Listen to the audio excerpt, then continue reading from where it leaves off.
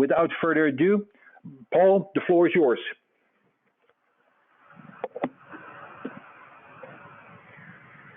Okay, thank you, Gerald.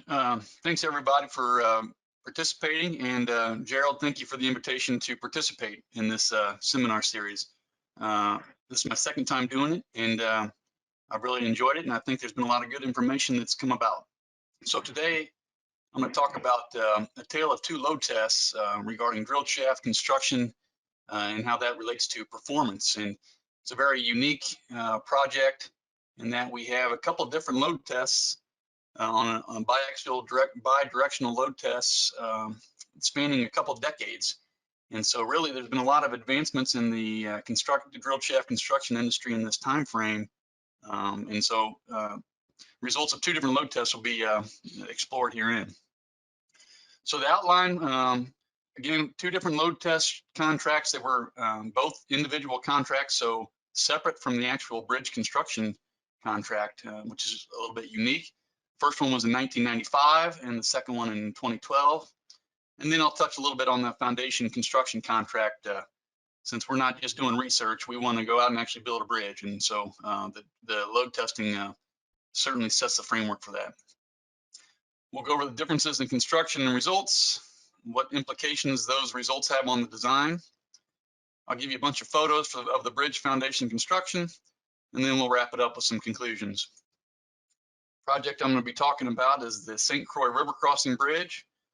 Like I said, we did two design phase load tests were done to improve economy. So certainly to the point of this seminar series. How do we improve economy with load testing? Certainly we can refine the foundation design in difficult soils and rock. So for instance, if you've got material that's difficult to sample, say cobbles or gravel or poor quality rock, sometimes it's difficult to come up with a foundation design. So we certainly use the load test results to refine the design for such materials. Obviously, if we reduce the uncertainty by coming up with a site-specific answer, the codes allow us to increase the resistance factors, or if you're still in the ASD world, reduce the factors of safety. And certainly one I think that goes overlooked oftentimes, is it provides better understanding of constructability.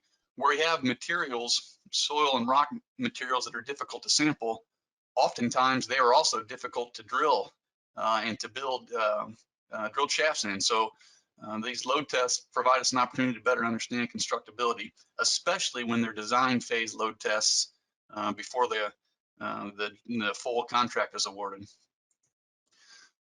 My boss is a big believer in this statement, and you've probably seen this statement before. Werner von Braun, who worked for NASA, made the statement that one good test is worth 1,000 expert opinions. And so I will sort of make a caveat to that, and we need to make sure it's a good test. And in the world of drilled shafts, a good test requires good construction. Now that's not to imply that the construction in the 1995 contract was poor. It's just we have better tools nowadays to ensure good construction. So if you want good results, you need good construction. In 1995, the load test participants, of course, Minnesota DOT was the owner. The test program and foundation recs were by Mike O'Neill, who at the time was certainly the guru when it came to drilled shafts. The test shaft was built by Case Foundation out of Chicago. And the bidirectional load test was by load test. They did an axial and a lateral. I'll just talk about the axial here in 2012. We had a lot of the same players. MnDOT's still the owner. Now instead of Mike O'Neill, Dan Brown and Associates stepped into that role. Carl Bolander and Sons was the general contractor who was awarded the actual load test contract. But they had, again, Case Foundation install the test shaft. And this time, again, the bidirectional load test was by load test. Also did a lateral rapid test. AFT did it, but again, I won't touch on that in this presentation.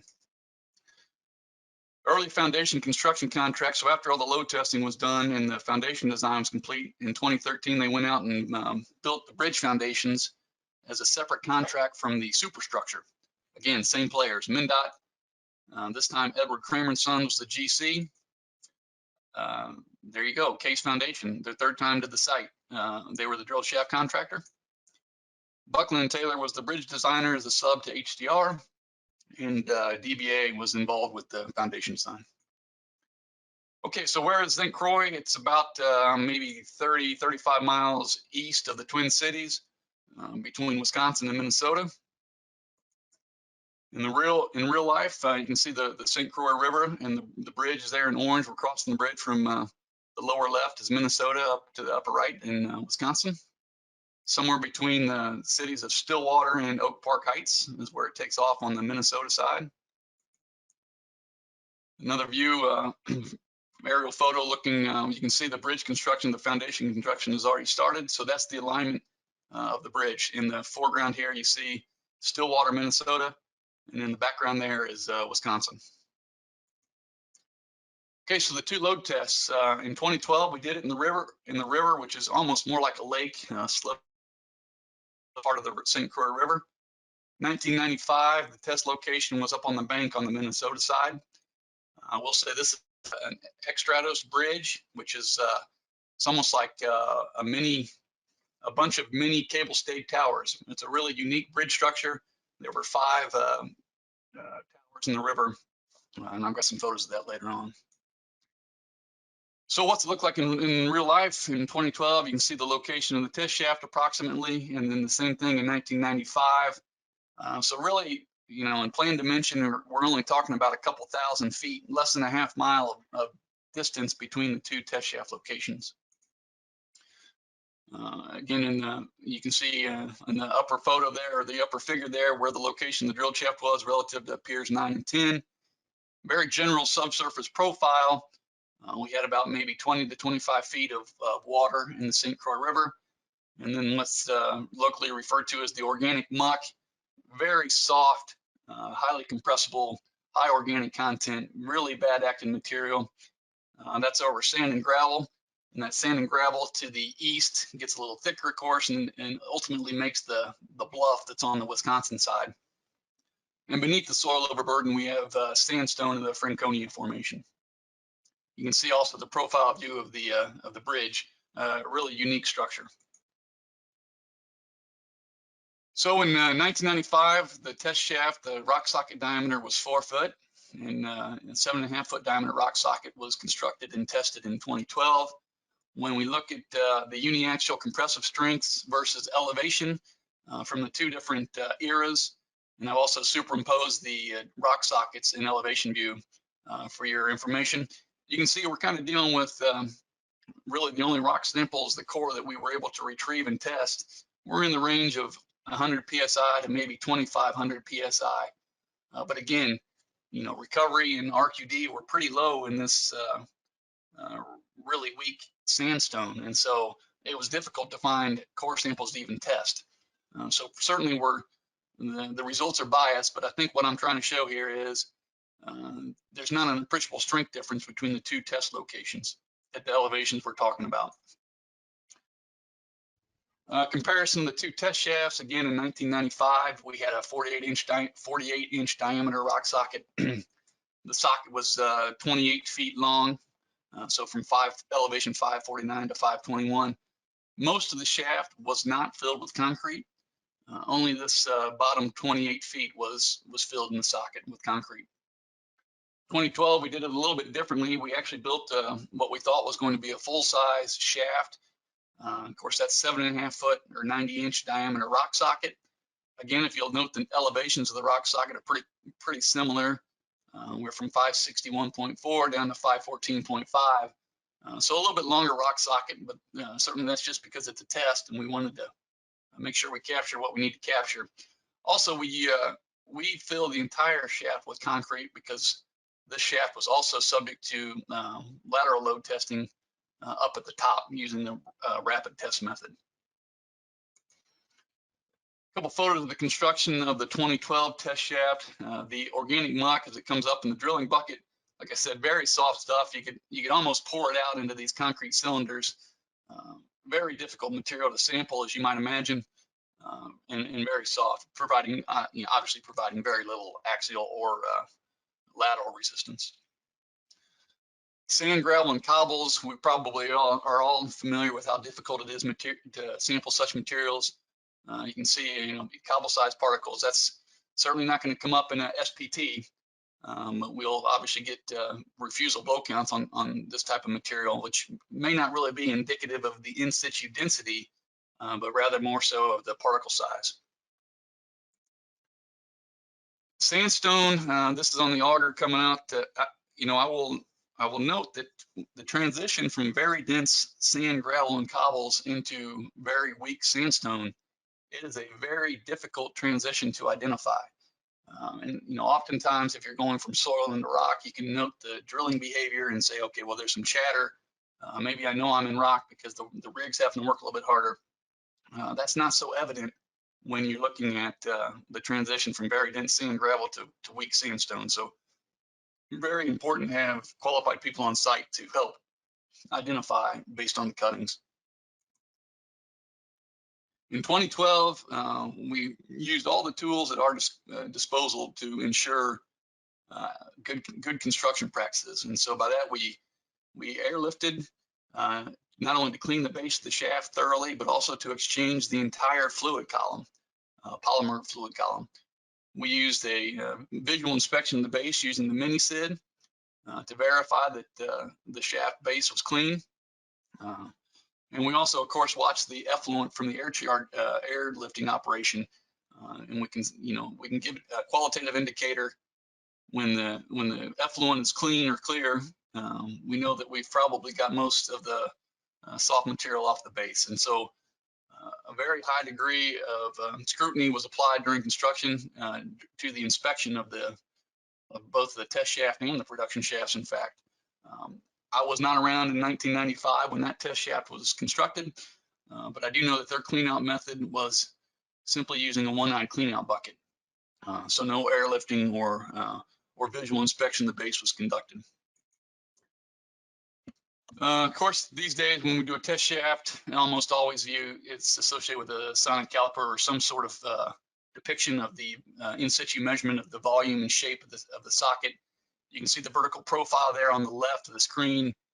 Remember that the vertical scale is exaggerated by about 6 times, or the horizontal scale is. And so that's, although not perfectly vertical, it's not as distorted as it would appear on the screen there. You can see the cage for the test shaft in 2012 being placed with the bidirectional cells, 3 bidirectional cells placed at the bottom of the shaft. In the inset picture there, you can see the hole in the top and bottom plates for the trimming. It was off to the side based on the configuration of the bidirectional cells. Certainly, I would prefer the trimming hole to be down the center of the shaft. In my judgment, it's not ideal to have it off to the side, but it's been done quite a bit before with fine results. I think it just adds a little bit of risk. And if it can be avoided, it's probably best to do so. But there was no such problem on this project. Again, this is just a photo of the concrete operation, trimming placement under polymer fluid. They used a hopper and then a concrete truck to deliver the concrete into it. A plug was placed between the concrete and the drilling fluid. So obviously as that plug is placed and pushed ahead of the concrete, it separates the concrete from the water. And so when you use all those tools at your disposal, along with a self-consolidating concrete mix like we did in 2012, you get nice CSL results. Like I said, this was an SCC mix, that's self-consolidating concrete. The coarse aggregate was 3/8 inch diameter, and it was a rounded river rock coarse aggregate instead of a crushed stone. We were shooting for 7 KSI design strength. In reality, we got quite a bit more than that. We made sure we had a clean base by airlifting and by visual inspection. Made sure we had clean drilling fluid by exchanging the entire fluid column. And shafts this large where construction, placing the cage can take a day, placing the concrete can take a day. Any material that's in suspension in the slurry or the drilling fluid can precipitate out over time. And so certainly you don't want that happening during concrete placement or after final cleaning. And so by exchanging the entire fluid column, we pretty much eliminate that concern. We made sure to have a non-congested cage. I think FHWA's guidelines nowadays, if you follow them, you will also have a non-congested cage, although We see this quite a bit these days. Still people have cages that are probably too tight. You do all that, you end up with no CSL anomalies, and so that was certainly our case on this project. A look at the test shaft. We had 9 levels of strain gauges above the bidirectional cells, and you can see that the cells were placed near the bottom of the shaft. So we performed the load test. We mobilized approximately 27,000 kips of resistance, a little over 1/4 inch upward, and about the same in about 1.25 inches downward. And so the 2012 results, unit side resistance versus movement on the upper left. You can see on average, that's the average in the rock sockets, the red line. We're approaching 30 KSF, around 1/4 inch of deflection. Now, I will note that this dashed line is extrapolated. Certainly, you'd have to use a lot of caution if you were going to use that extrapolated line because it's not actually tested or verified. Personally, I think it's a pretty realistic representation of what would have happened, but I can't say that with certainty. I can say at the average side resistance at about 1/4 inch, there's no indication that it's going to become, that it's going to level off. But certainly we didn't test beyond that 1/4 inch. Base resistance in the bottom right, sort of interesting behavior, pretty stiff response initially, and then it looks like something broke loose. And it took a little bit to remobilize the original stiffness. And so that's not uncommon in thinly bedded sedimentary rock like this sandstone. Perhaps that could have been a weakly cemented layer crushing and then taking a little bit more deformation to engage a stiffer layer down below. That's just one hypothesis. But really, we're still talking at small displacements. So we've already mobilized 275 KSF base resistance at 1 inch and up to 400 KSF at 1.25 inches or so. So really nice mobilization of base resistance. Okay, so compare that to the 1995 test. In side resistance, the red line is what we measured. So again, we were getting between 25 to 30 KSF at around 1/4 inch. Well, in 1995, they mobilized about 16 KSF all the way out around 1.25 inches or so. So quite a bit stiffer response in 2012 than in 1995. Regarding base resistance, so the curves on the right, again, the 2012 curves in red, you see the original stiffness or the initial stiffness is more or less the same between 1995 and 2012. But similar to our extrapolation problem in side resistance, the base resistance in 1995 wasn't, it didn't go very high. We didn't mobilize much base resistance or displacement, in fact. And so you get the same problem with having to extrapolate beyond data that you actually measured. While the stiffness looks the same, it would be very risky to use anything higher than what was mobilized. And so the 2012 test really helped quite a bit on that. But when you look at these two curves, especially with respect to the side resistance and the mobilized base resistance, you got to ask yourself, which test results are we going to use? And the answer is not clear.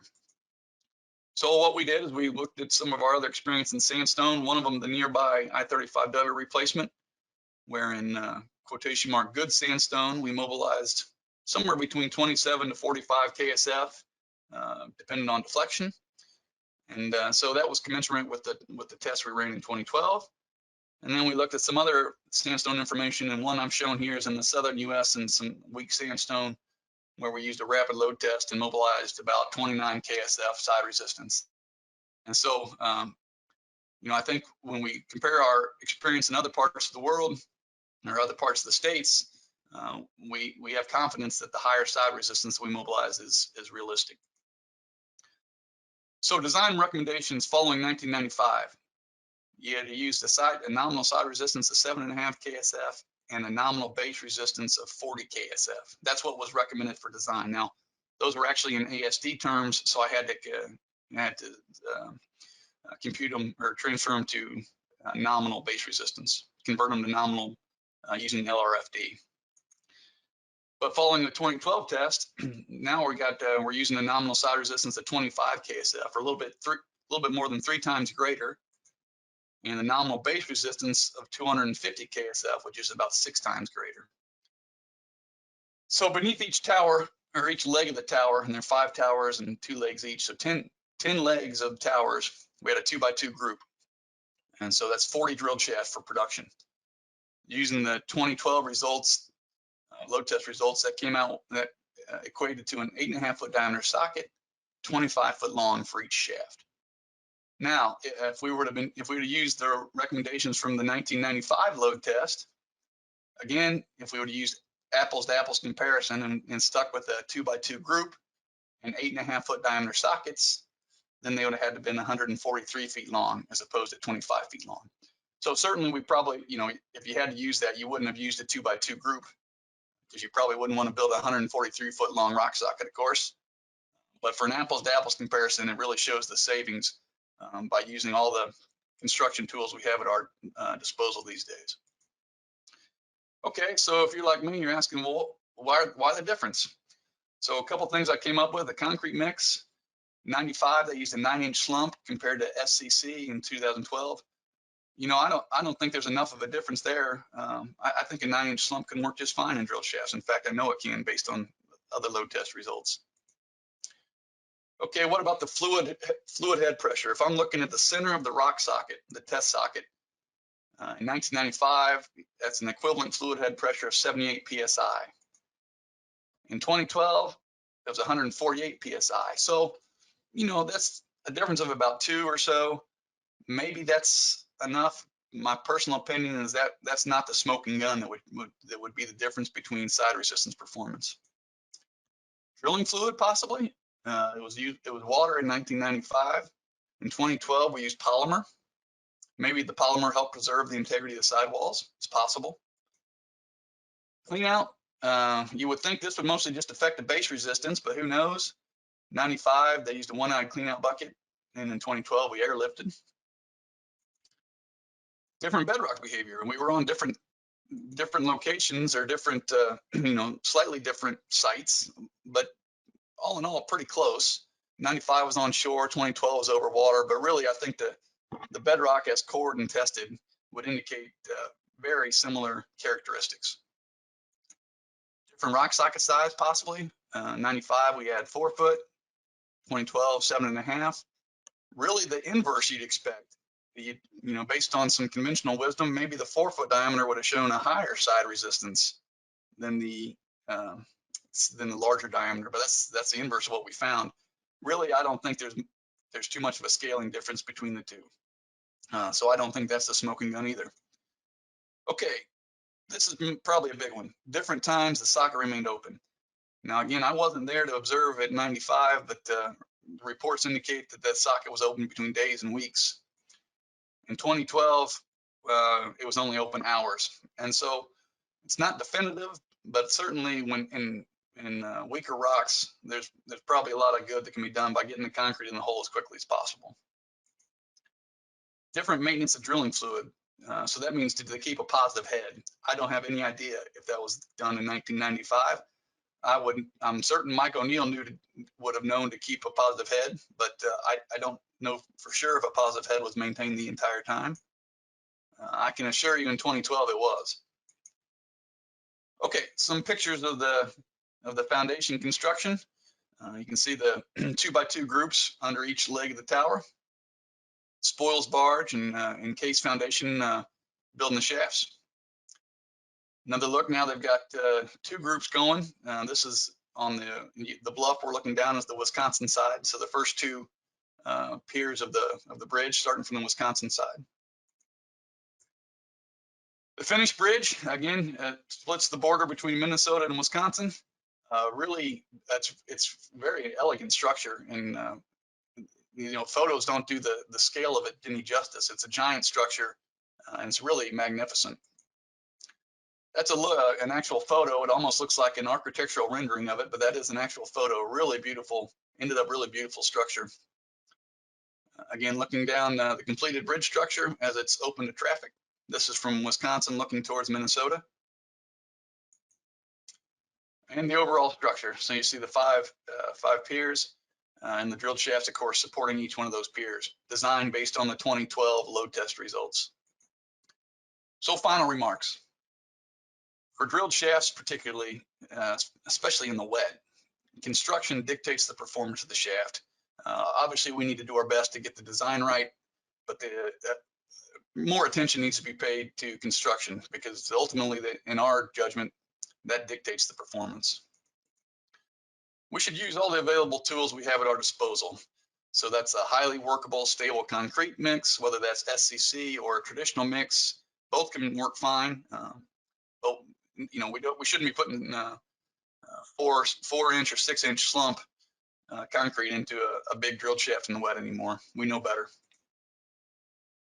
Maybe polymer slurry, if you got rocked, it would benefit, and constantly maintain a positive head pressure. I can't emphasize that enough.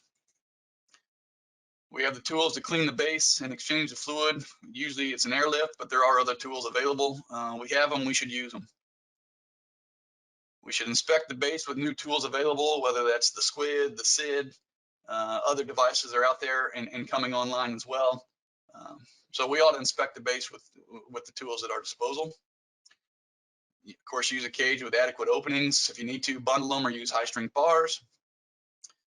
Don't leave the socket open for extended periods. Again, this is very important for weak rocks.